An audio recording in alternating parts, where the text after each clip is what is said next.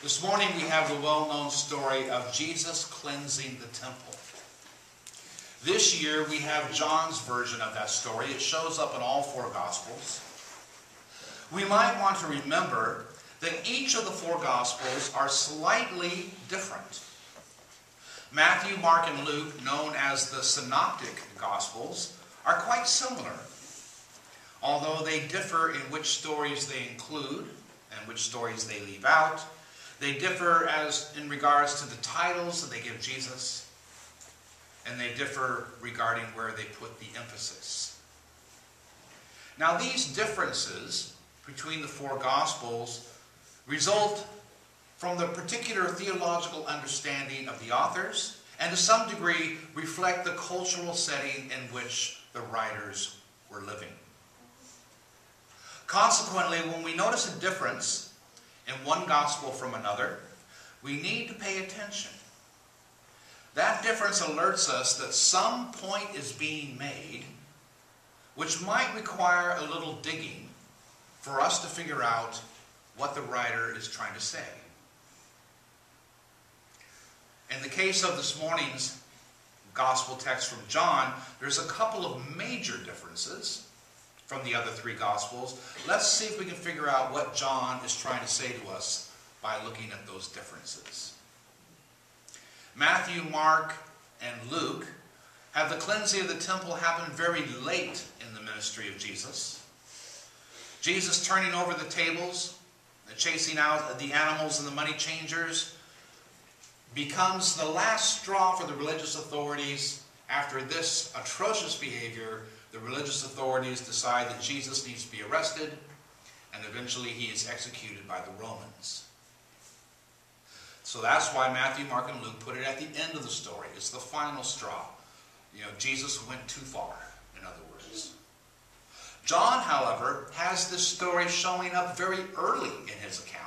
As a matter of fact, it happens during Jesus' first visit to Jerusalem. Why would John change the order? Why would three of them have it late and John would have it early? Well, if we look at the rest of the Gospel of John, I think it's safe to say that it was important to John to make the point that Jesus was ushering in a new way to be religious. That Jesus' mission was not only to challenge the religious authority of his time, but introduce a new way that we might be in relationship with God. A new way that we might become recipients of God's grace. And that's why John has this story early. Sweeping out the old, getting ready for the new. And John tells us that this is going to be his emphasis very early. In the first chapter of John, he writes, "For of his fullness we have all received grace upon grace. For the law was given through Moses. Grace and truth were realized through Jesus Christ." Another difference to note. In the Synoptic Gospels, we are told that Jesus is angered because the money changers have made the outer court of the temple a den of thieves. John changes that to "stop making my Father's house a marketplace." John has no suggestion of dishonesty. For Matthew, Mark, and Luke, the issue that angered Jesus was that the money changers were being dishonest. John makes no mention of that. He simply talks about a marketplace. And a marketplace was required for the temple to do what the temple does.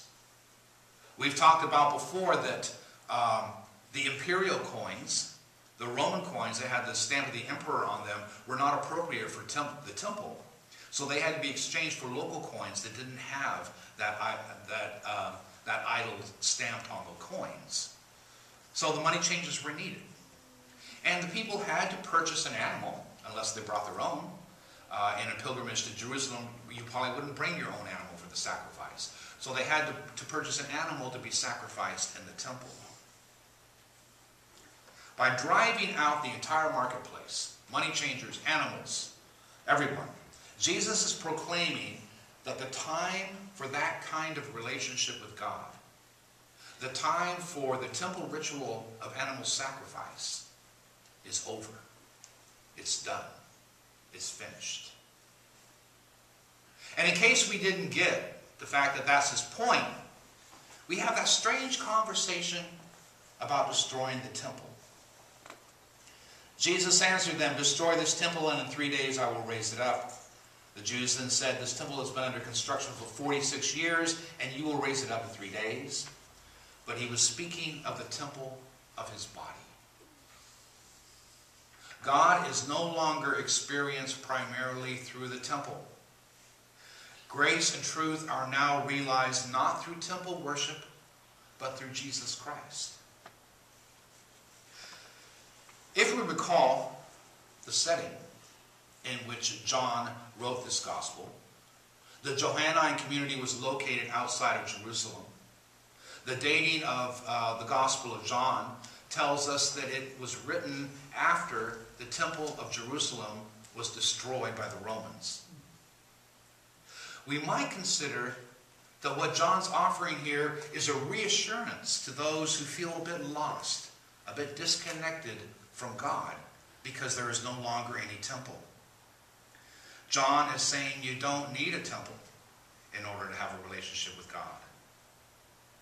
This was a novel idea at the time, that we might receive God's grace, we might receive God's mercy, God's forgiveness outside the temple. Unfortunately, this might be a novel idea to some folks today. Our lives get busy, and we start to compartmentalize. Sunday is the day we go to church.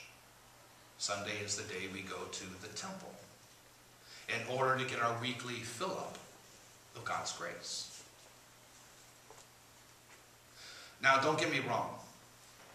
I believe that our worship that happens in this place is very important. But I also believe it is important for us to experience God in our lives Monday through Saturday as well.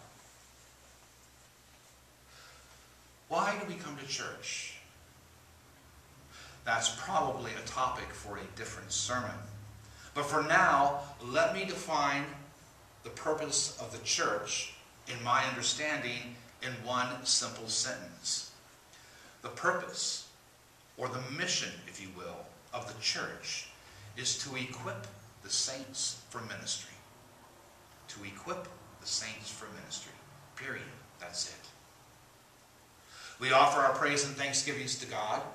We receive assurances of God's grace, and we are offered instruction in church to prepare us for our ministry. A ministry that happens outside the walls of this building. I know, we talk about things that we do in church as ministry. I'm not sure that's exactly a good definition of ministry, though. And the church, we need to return to that term. Technically, the term church never refers to a particular place. On page 854 in the Book of Common Prayer, in the section referred to as the Catechism, the church is defined as the community of the New Covenant. The community. 2 or 3 gathered together in the name of Christ. That is the church.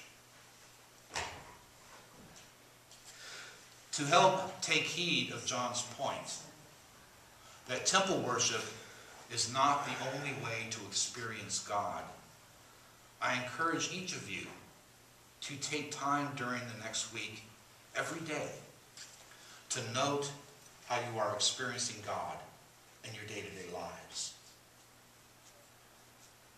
You might have to make space for that experience, meaning you might need to be, I hope you're already doing this, but if you're not, try this on for size, and then it's a good time to try things on. You might need to set aside a time every day when you will pray.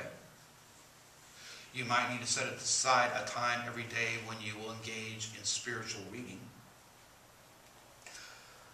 And if you do that in a disciplined way, you will experience God in your day-to-day lives. But also anticipate encountering God in unexpected ways as well. Then, once you've started to note the ways that God is moving in your lives, try becoming a channel of that grace for others. Let God's grace flow through you out into the world. May we observe a holy Lent, resulting in abundant Easter joy.